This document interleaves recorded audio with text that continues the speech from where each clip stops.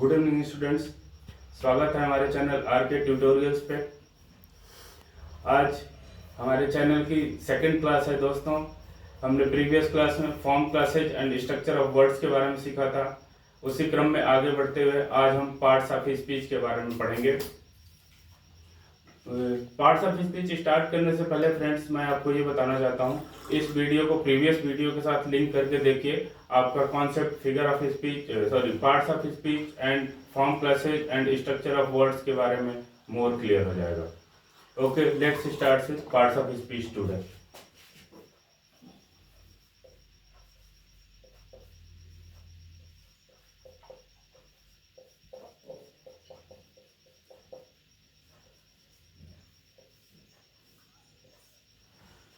किसी भी competitive exam में पार्ट्स ऑफ स्पीच के बारे में इस टाइप के क्वेश्चन आते हैं। आइडेंटिफाई करने के बारे में पूछा जाता है।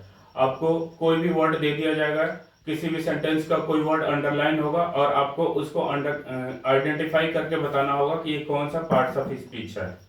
इस टाइप के मोस्टली पार्ट्स ऑफ स्पीच से इतने ही क्वेश्चन आते हैं और किसी भी एग्जाम में 3 या 4 क्वेश्चन तो पार्ट्स ऑफ स्पीच से आते ही आते हैं 100%, जहां तक मेरा एक्सपीरियंस है। तो let's understand parts of speech. Parts of speech समझने से पहले कुछ और भी बेसिक चीजें हैं जिससे हमें समझना अनिवार्य है। सबसे पहले तो हम ये जानते हैं कि पार्ट्स ऑफ स्पीच हमें पढ़ना क्यों अनिवार्य है। इंग्लिश क्या है? इंग्लिश एक लैंग्वेज है। English and language is a language. हम इसे लैंग्वेज के रूप में पढ़ते हैं और लैंग्वेज की, किसी भी लैंग्वेज की सबसे बेसिक चीज होती है लेटर्स, क्योंकि लेटर्स से मिलकर वर्ड बनता है, वर्ड से मिलकर सेंटेंस बनता है। लैंग्वेज का कोई भी वर्ड है, किसी भी वर्ड के लिए सबसे बेसिक चीज क्या होती है? उसका प्रोनाउंसिएशन। हम उसे प्रोनाउंस करते हैं। प्रोनाउंस करते हैं तो क्या साउंड निकलता है। उस साउंड को रिप्रेजेंट करने के लिए एक सिंबल होता है और वो सिंबल को हम कैसे जानते हैं? उसको लेटर के रूप में जानते हैं। तो लेट्स सबसे पहले हमें इंग्लिश क्या है, इंग्लिश पढ़ना है। इंग्लिश को एक लैंग्वेज के रूप में पढ़ना है।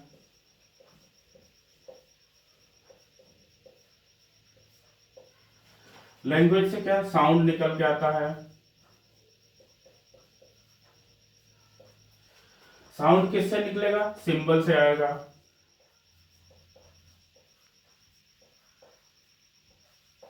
सिंबल कहां से आएगा? लेटर से आएगा।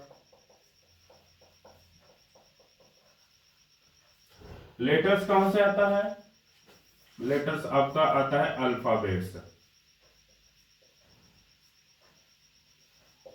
फ्रेंड, इसको अल्फाबेट पढ़ते हैं, अल्फाबेट नहीं पढ़ते हैं। आज के बाद से ध्यान रखिएगा।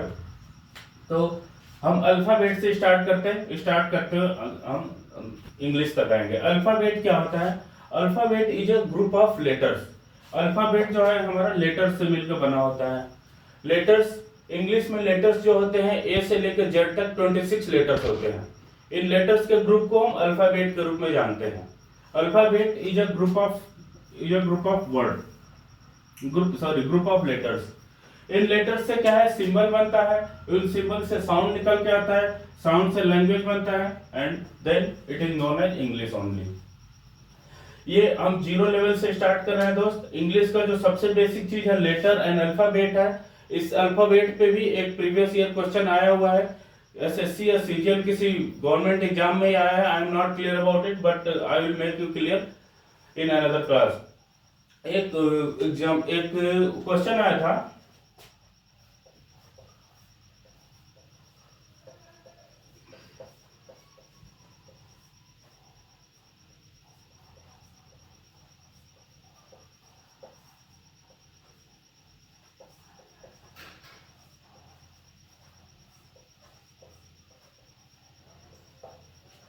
He learned the alphabets at the age of 4।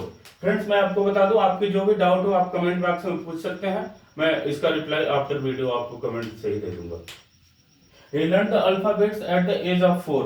उसने 4 साल की अवस्था में अल्फाबेट सीखा था। इस सेंटेंस में कोई एरर नजर आ रहा है आपको? Anybody? There is error in this word alphabets। Alphabet अभी मैंने बताया आपको 2 मिनट पहले। अल्फाबेट क्या होता है? This is the group of letters. Group of letters को हम अल्फाबेट के नाम से जानते हैं। अल्फाबेट जो होता है, अल्फाबेट एक ही होता है, क्योंकि ग्रुप ऑफ लेटर्स है, इसलिए एक ग्रुप के रूप में इसको अल्फाबेट के रूप में जानते हैं। इसका प्लूरल हमें अल्फाबेट्स बनाने की जरूरत नहीं है, क्योंकि ऑलरेडी ये ऐसा वर्ड है जो सिंगुलर फॉर्म में ही है, इसका प्लूरल फॉर्म एग्जिस्ट ही नहीं करता है। That's why alphabet word is incorrect here. The correct word is he learn the alphabet at the age of 4। इसको हम अल्फाबेट से अगर रिप्लेस कर दें,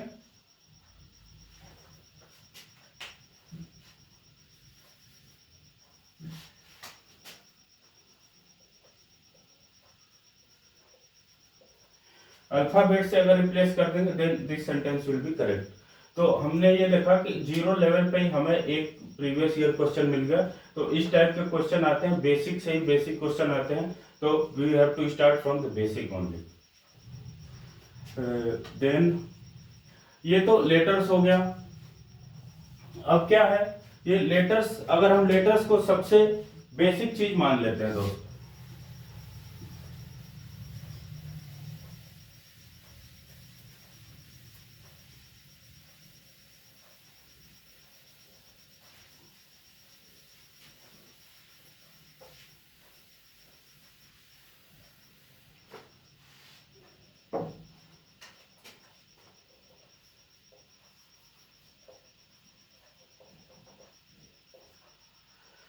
लेटर्स क्या हुआ, this is the symbol of sounds.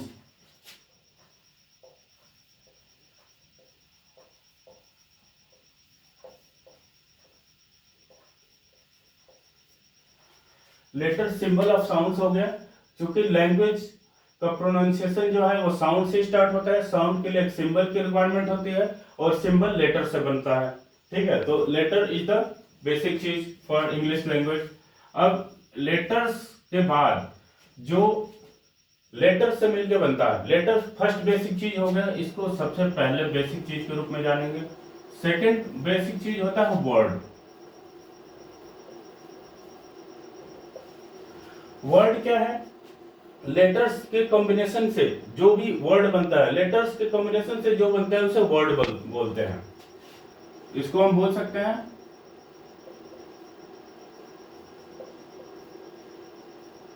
Combination of letters. Combination of letters. अब letters से मिलके क्या है, वर्ड बनता है। क्योंकि ये कॉम्बिनेशन ऑफ लेटर्स है, तो we can see that TCA, this is also combination of letters. इसमें 3 लेटर्स हैं, TCA 3 लेटर्स हो गए। Same way TBA, same way GBO, these all are combination of letters. तो क्या हम इसको वर्ड्स बोल सकते हैं? एनीबॉडी? इसको हम वर्ड्स बोल सकते हैं? आपका आंसर होगा no, these all are not the example of words. Word होने के लिए क्या है, कॉम्बिनेशन ऑफ लेटर्स तो कंपलसरी है ही। कॉम्बिनेशन ऑफ लेटर्स जिस प्रकार से कंपलसरी है, इसका अरेंजमेंट जो है, सीक्वेंस, जो लेटर्स का सीक्वेंस है, वो हमें एक मीनिंग प्रोवाइड करना चाहिए। अगर हम TCA को CAT कर दें, CAT, इसको TBA को BAT कर दें, GDO को DOG कर दें, cat, bat, dog, these are providing us a meaning। Cat बिल्ली, बैट बल्ला, डॉग कुत्ता, ये हमें क्या है, एक मीनिंग प्रोवाइड कर रहे हैं। तो ये वर्ड्स के एग्जांपल हुए, ये एग्जांपल हुए वर्ड के। these all are example of words, these are not the words। तो वर्ड क्या हुआ, कॉम्बिनेशन ऑफ लेटर्स तो है, बट उसका मीनिंगफुल होना अनिवार्य है। That's why we can say meaningful combination of letters.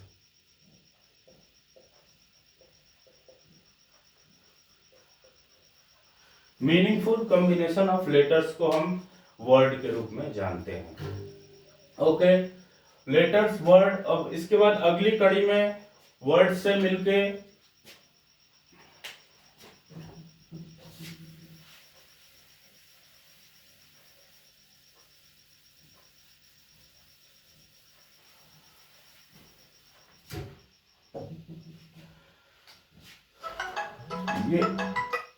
ये वर्ड हो गया।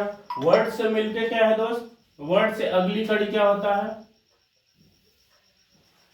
वर्ड के बाद दोस्त वर्ड से फ्रेज भी बनता है, वर्ड से ही सेंटेंस भी बनता है।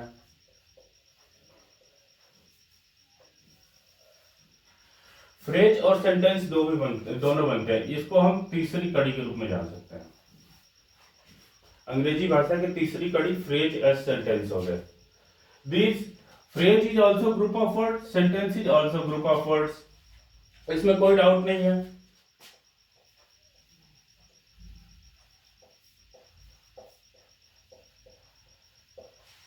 ग्रुप ऑफ वर्ड्स, ये भी एक ग्रुप ऑफ वर्ड्स हो गया।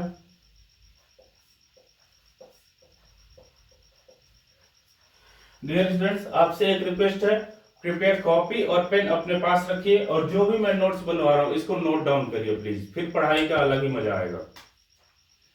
ये ग्रुप ऑफ वर्ड्स, दोनों ग्रुप ऑफ वर्ड्स हो गए। अब फ्रेज और सेंटेंस में फिर हम डिफरेंस कैसे जानेंगे, क्योंकि दोनों ग्रुप ऑफ वर्ड्स हैं, ये भी ग्रुप ऑफ वर्ड्स है, ये भी ग्रुप ऑफ वर्ड्स है। तो इसकी दूसरी जो पहचान है फ्रेज की और ग्रुप ऑफ वर्ड्स की, फ्रेज का मीनिंग क्या होता है, वो इनकम्प्लीट होता है और meaning of phrase is incomplete always, और सेंटेंस की जो मीनिंग होती है वो कंप्लीट होती है। Meaning of sentence is always complete. जो तीसरा डिफरेंस होता है फ्रेज और सेंटेंस के बीच में, वो है आपका, इसमें सब्जेक्ट और प्रेडिकेट नहीं होते हैं। सब्जेक्ट प्लस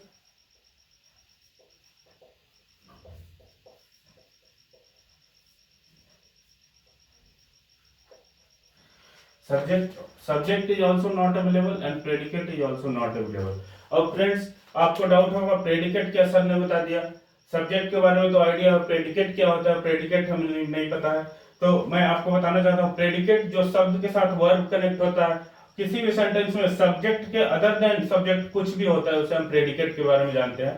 वैसे predicate is a finite verb of any sentence, इसको हम प्रेडिकेट बोलते हैं। तो फ्रेज में कोई सब्जेक्ट नहीं होता है, कोई प्रेडिकेट नहीं होता है। एंड सेंटेंस के अंदर क्या होता है, subject plus predicate both are available, subject and predicate both are available in a sentence. Let's see an example.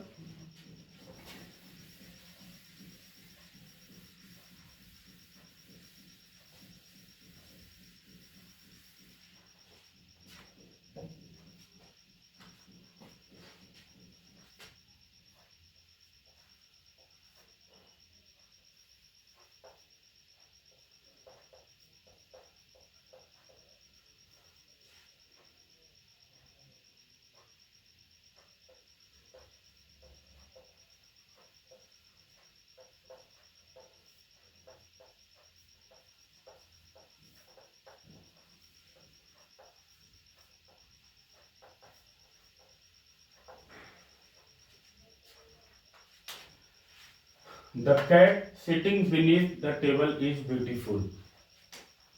ये एक सेंटेंस है, इसमें द कैट क्या है, the cat is subject here. The cat sitting beneath the table is beautiful. Here is क्या है, इसमें is the helping verb.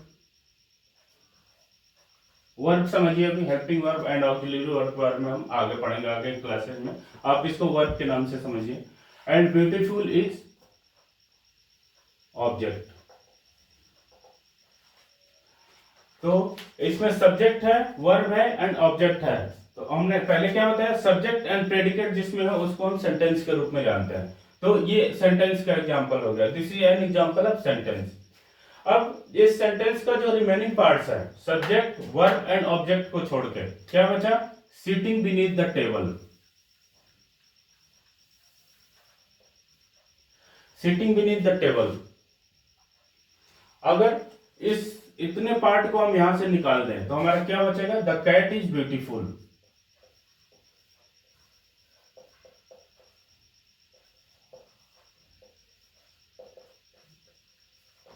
The cat is beautiful.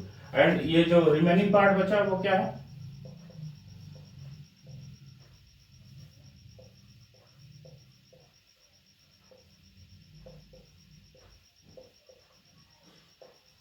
Sitting beneath the table.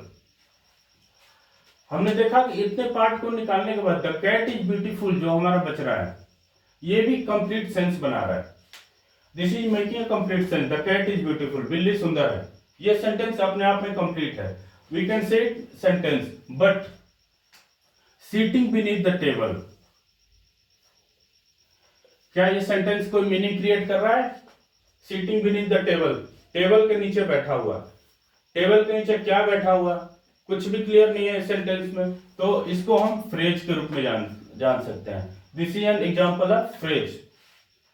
ये हो जाएगा फ्रेज क्योंकि इसका मीनिंग इनकम्प्लीट है। I have told you meaning of phrase is incomplete, तो this is an example of phrase and this is an example of sentence.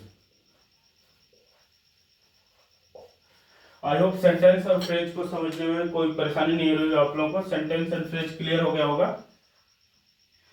अब हम parts of speech समझ सकते हैं क्योंकि sentence letters word and phrase sentence समझने के बाद ही हम पार्ट्स ऑफ स्पीच को समझ सकते हैं। Let's start with the parts of speech today.